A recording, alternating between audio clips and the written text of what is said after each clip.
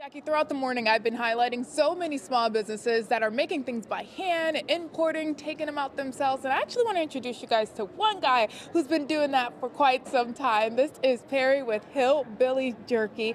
Can you tell me, Perry, before we get into all of the products, how did you start this Hillbilly Jerky? Well, I started making jerky back in the late 80s by hanging it on fishing hooks above wood stove, and my dad had an old-fashioned smokehouse.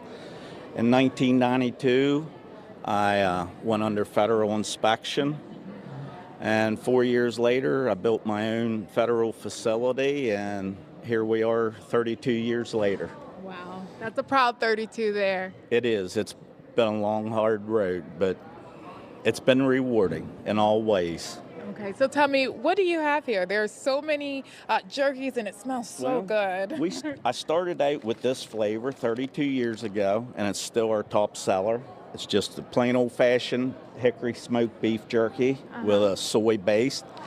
I have a fresh garlic, a cracked black pepper, a sweet teriyaki, a sweet baby Ray barbecue, a hot and spicy, Old Bay, and our newest are Caribbean. So now we have 8 flavors instead of just one. So I don't know if you guys can tell, but my mouth is watering. Your mouth should be watering at home. But listen, this is your almost 10th year at the farm show. How's it been for you, and how does it feel to be back for another year? Small businesses getting started, get your exposure here at the farm show. At these big events here, it's the way to go.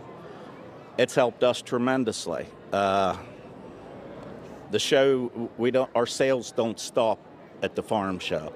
We get people ordering on our website.